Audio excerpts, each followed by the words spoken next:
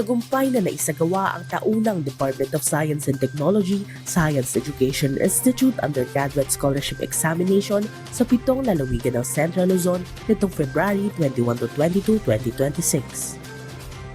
Halos 10,000 mag-aaral mula sa Aurora, Bataan, Bulacan, Nueva Ecija, Pampanga, Tarlac at Zambales ang sumalang sa pagsusulit para sa inaasam na scholarship.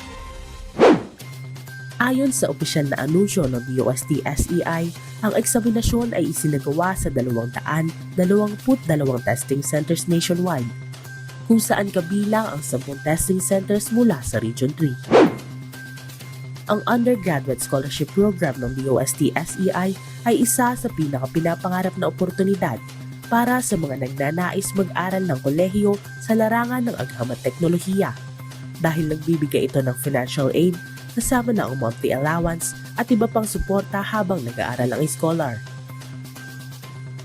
Bagaman maraming kabataang nag-apply at sumubok makamit ang kanilang pangarap, ang kompetisyon ay nananatiling mahigpit dahil limitado lang ang bilang ng matatanggap na tinatayang humigit kumulang 8,500 na bagong scholars lamang para sa taong ito.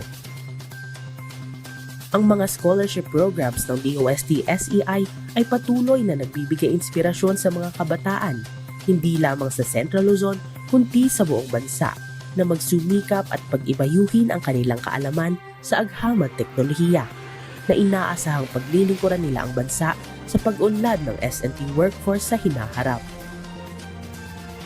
Inaasahan namang ilalabas sa Mayo ang opisyal na listahan ng mga makakapasa sa nagdaang pagsusulit.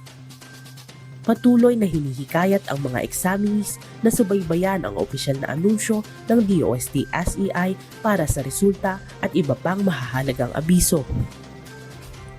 Mula dito sa Aurora, wala namin ang determinasyon na maging scholar para sa bayan.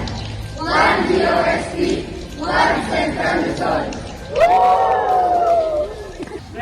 Ready na aming mga kabataan na maging scholar para sa bayan. One DOST, one Central Luzon. Kami ang mga susunod na scholar para sa bayan Mula sa Bulacan. One DOST, one Central Luzon.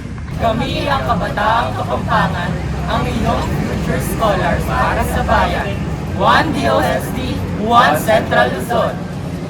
Mula rito sa Tarlac, kami ay naninindigan na maging scholars para sa bayan. One DOST, one Central Luzon. At yan ang DOST Spotlight, kung saan ating sinisentro ang mga balitang agham, teknolohiya at inobasyon mula sa Central Luzon. Innovative minds transforming lives. One DOST, one Central Luzon.